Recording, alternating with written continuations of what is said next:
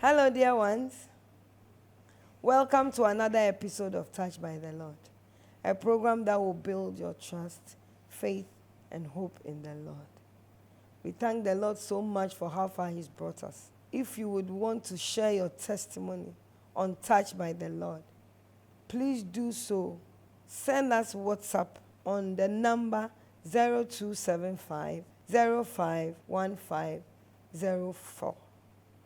0275 051504, and send us email on sometvgh@gmail.com, and we'll surely get back to you. Last week, I spoke about my time in the hospital till when I was discharged back home. And when I came home, my brother saw me and ran away, and I looked for a mirror till we went back to the hospital. Today, I'm continuing. I would like to say thank you to most of you who have sent me emails to encourage me, who have called me to encourage me, and also those of you who have sent your testimonies. God richly bless you. I want to also say thank you to Red Cotton for my beautiful costume. You can locate Red Cotton on the Spinkters Road, East Legon, and Labone.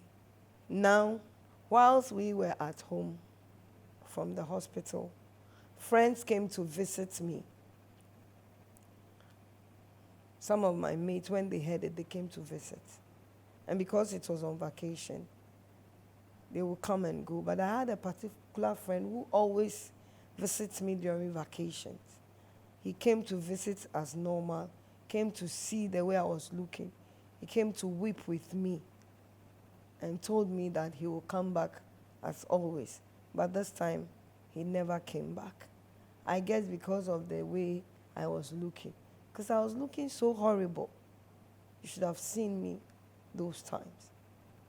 He never came back to see me.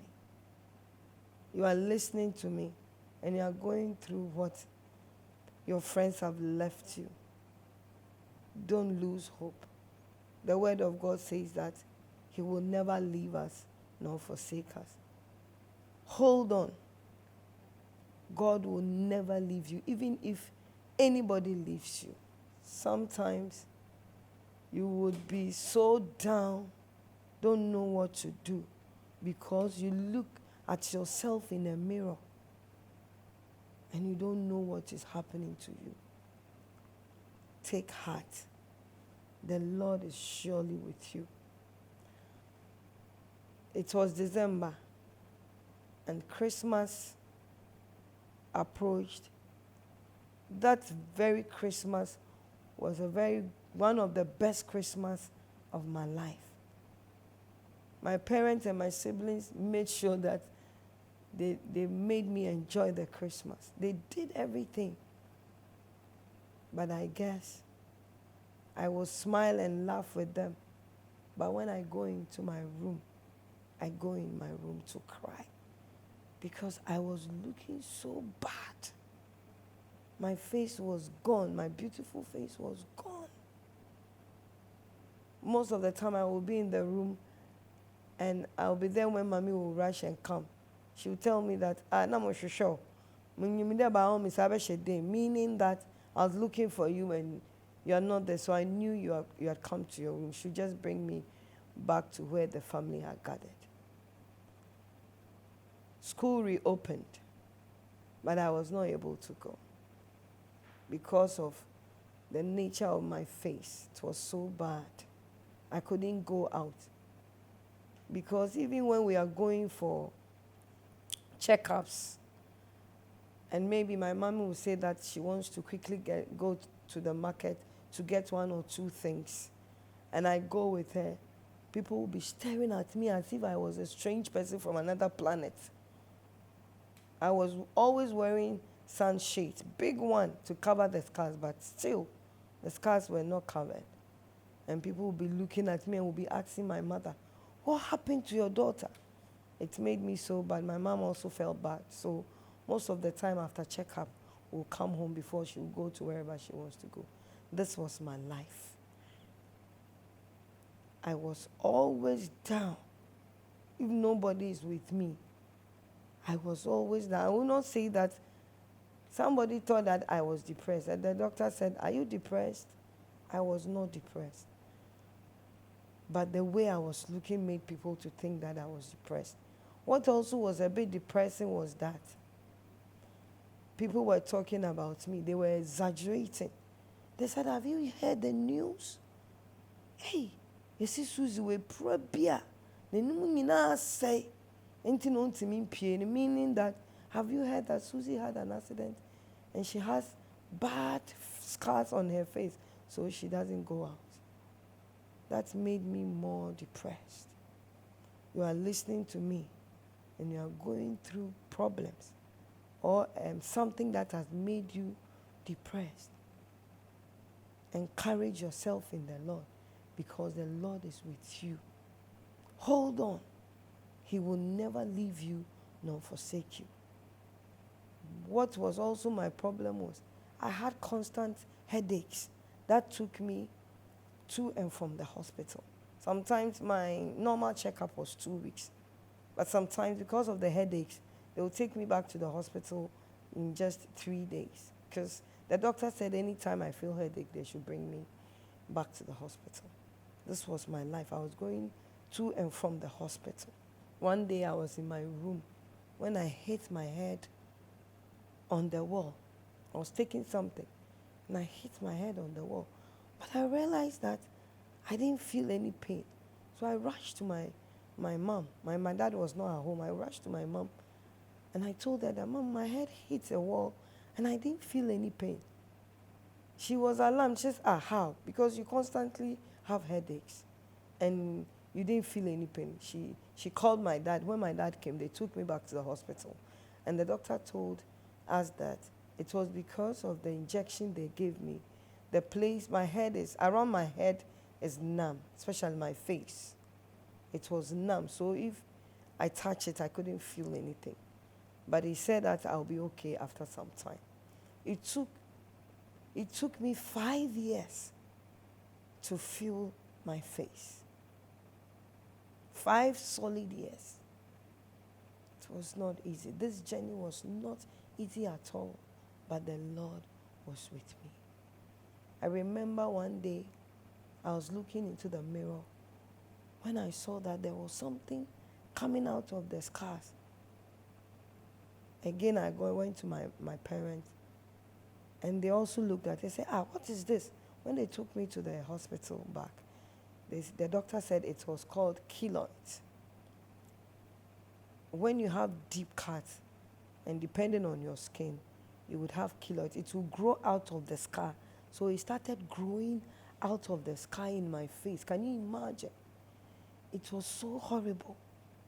And it was not easy. When we came back home, my mommy started praying because the doctor said that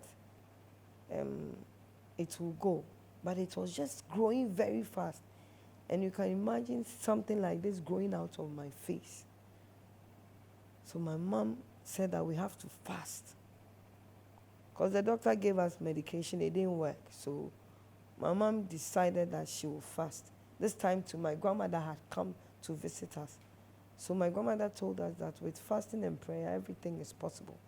So they fasted and prayed for me. It didn't go, it was just growing. We were there when one day an elder in our church came to visit us, and my dad showed him what was wrong in the scars, and he said that he was going to bring medication. The interesting thing was that the man came back and said he brought us oil from a snake. They call it snake oil. How can I apply snake oil into my scar? It was smelling so bad that my mom will apply it in the evenings. That would be the last thing that she would apply on my face. Because if she doesn't apply it in the evening, I will not be able to eat the whole day. It smelled so horrible. And all this thing was applied on the scar. She was applying it every day, diligently, till we realized that after 6 weeks, the growth stopped. The growth it stopped growing. After like 2 months, we saw that the keloid was diminishing. This is what happened. Stay tuned. We are going for a music break. The Lord has done just too much. And I would want to sing this song in thanking the Lord for what He's done for my life. We'll be right back.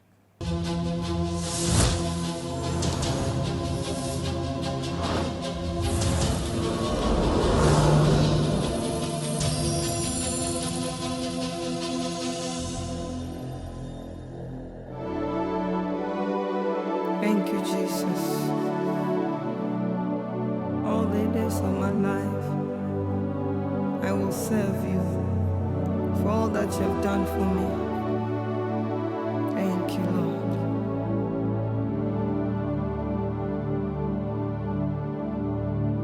What have I done to merit this love? Jesus, who am I that you love me so?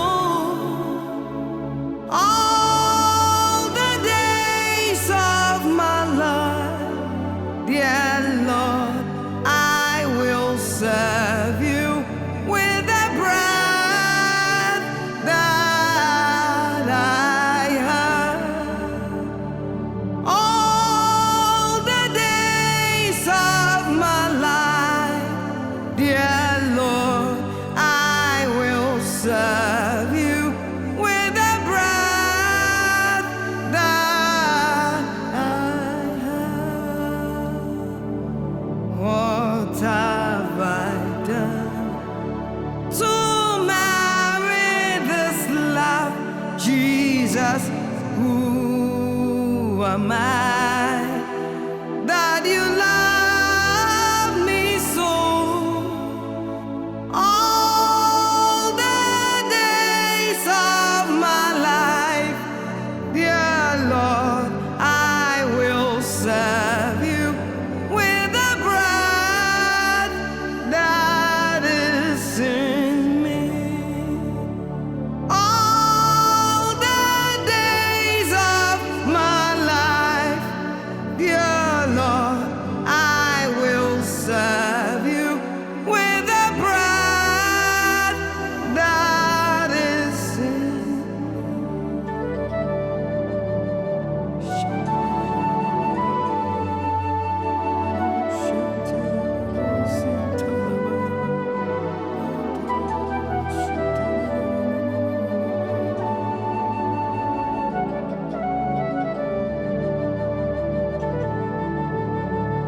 What have I done to merit this love, Jesus?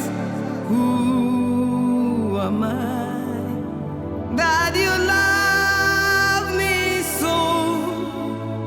All the days of my life, dear Lord, I will serve you with the breath that I have. All the days of my life,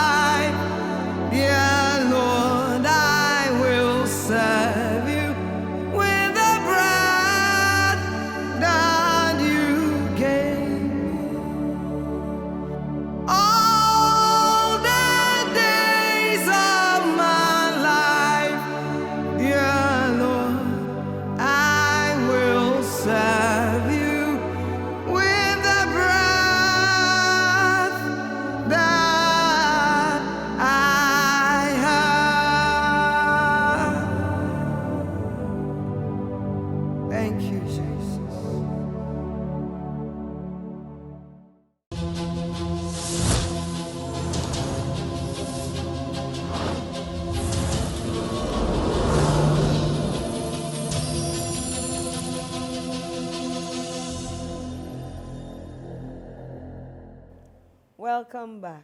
The song you heard is one of the songs I received from the Lord, and I hope you were blessed. If you would like to share your testimony on Touched by the Lord, please do so with a summary of your testimonies on the handles you see on the screen, and we will definitely get back to you.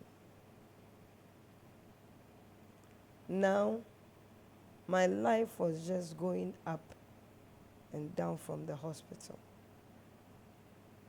because schools have reopened and I'm not going to school because the doctor had to make sure that I heal properly.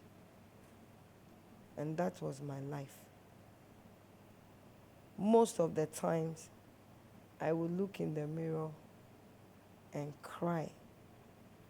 Because looking back, I was looking in the mirror and smiling. Now, I'm looking in the mirror and crying. What are you going through as you listen to me? No condition is permanent. All I want to tell you is that have hope in the Lord. Do what you're supposed to do at your best. Don't depend on yourself. Depend on God, because all situations are temporal. No situation is permanent. After we visited the hospital for like 3 months, the doctor said that we shouldn't come again. And he also sent a nurse to come and wash my hair because from the accident of many months, I had not washed the blood in my hair because doctor didn't want water to enter my wounds. So when I have my shower, I don't wash my face, I don't touch my head until the wounds were healed. So the nurse came home to wash my hair. After washing my hair, they realized that my left temple, all the hair was gone. We went back to the hospital and the doctor said that it was because the blood was in my hair for so long and that maybe my hair will grow back, maybe not. But thank God it did grow back. What are you going through in life that is making you so worried? Don't worry. Put your worries in prayer because the Lord hears prayer and answers prayer. Because like I said earlier, when the keloids was growing so fast and the medication from the doctor didn't work, my grandmother and my mommy decided to fast. They spoke to God about the keloids. I remember my mommy was saying, Father, have mercy on Susie. Have mercy on us. If we have done anything wrong, Father, please forgive us and heal my daughter. Keloids cannot grow out of her face. And I know the Lord heard because the keloids started diminishing.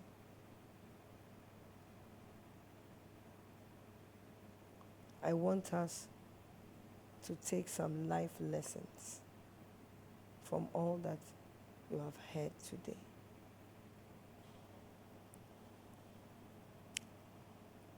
Lesson number 1. Never put your trust in anyone or anything, but only put your trust in the Lord. We'll read a scripture from Jeremiah 17, verse 5. Jeremiah 17, verse 5. And I'm reading from the ESV. This says the Lord, cursed is the man who puts his trust in man and makes flesh his strength, whose heart turns away from the Lord. Like I said earlier, I had a friend I trusted in because I know when we are on vacation, he would always visit me many times. But this time he came to visit, and what he saw, he didn't like. He didn't want me to be his friend anymore.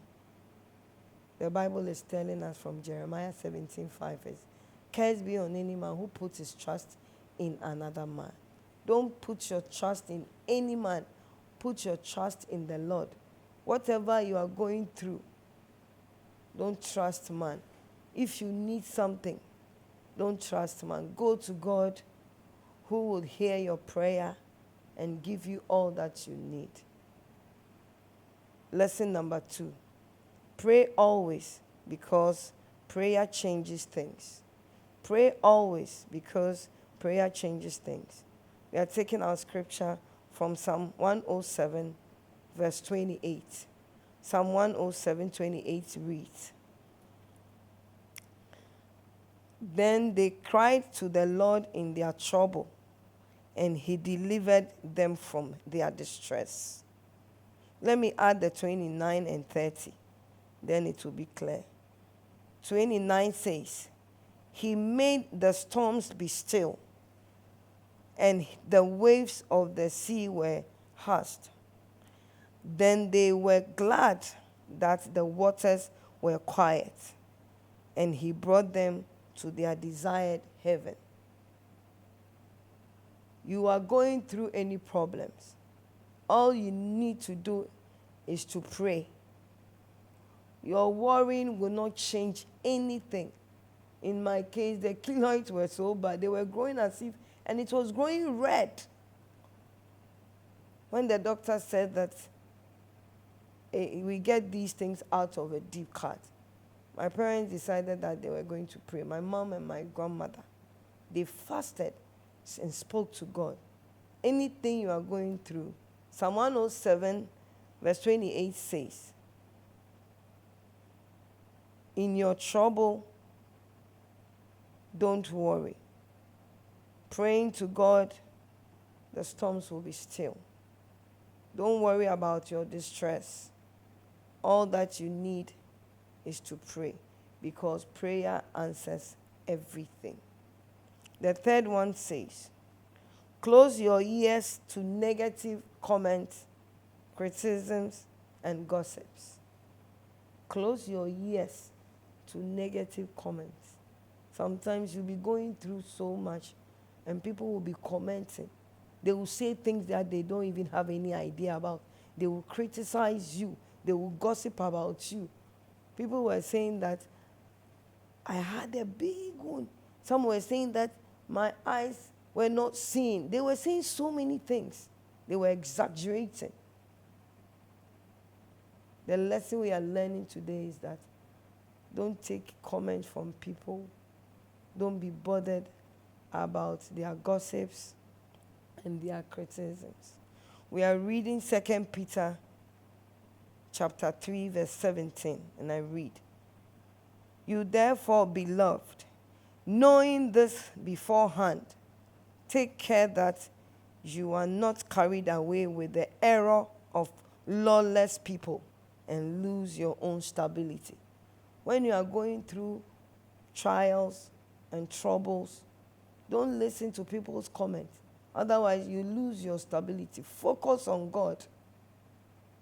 Because anybody who gossips or make negative comments, they are lawless people, like the Bible is saying in 2 Peter 3:17. If they are not lawless, they will not talk about you. They will not gossip about you.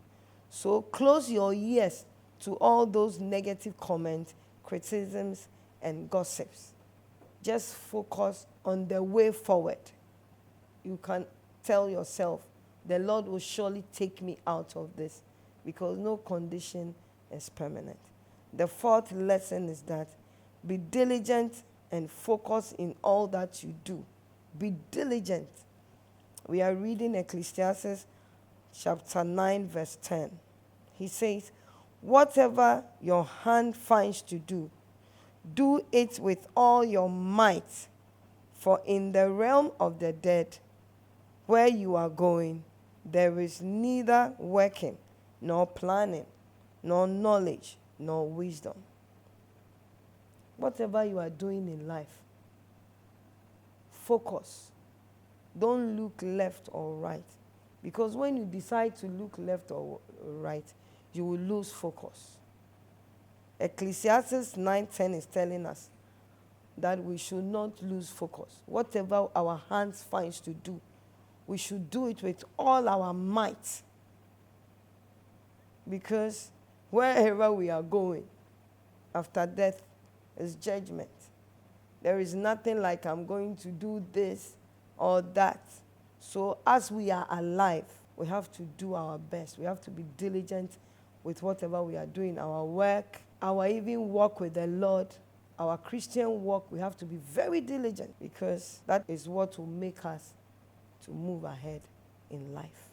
In my case, whatever complaints I tell my parents, they straight away take me to the hospital. They don't waste time. They take me to the hospital immediately. They were diligent in taking care of me. So whatever your hand finds to do, do it with all your might, like Ecclesiastes is telling us. And the Lord will surely help you.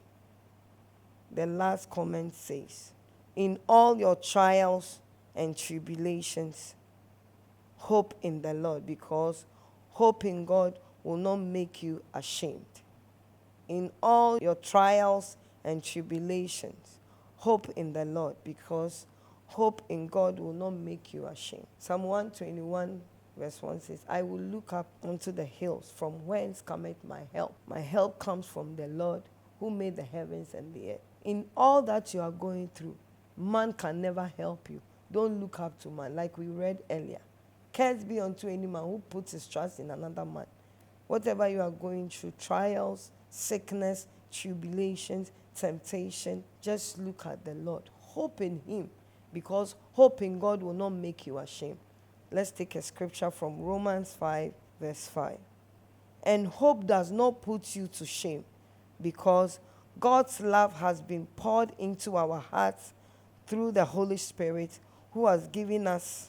We cannot be ashamed because we will hope in the Lord. If you don't hope in the Lord, then you can be ashamed. But hope in God will never make you ashamed in whatever situation of life. Whatever you are going through, you are listening to me, and you are going through so much, just hope in the Lord, for hope will not make you to be ashamed. I'm taking the scripture again because it is a scripture I love so much. Romans 5, verse 5. And hope does not put you to shame, because God's love has been poured into our hearts through the Holy Spirit who has been given unto us. The Lord has given us the Holy Spirit to be our help and our guide. And it's because of the love that the Lord has for us. So we can never be ashamed. In all your troubles, hope in the Lord, and you will never be ashamed. I hope you have been blessed so much by today's episode. Once again, if you want to share your testimony with us, please do so on the handles you see on the screen with a brief summary, and we will surely get back to you. I would once again want to say thank you to Red Cotton for my beautiful costume. That will be all for this episode. God richly bless you. I'll see you again next week. Bye-bye.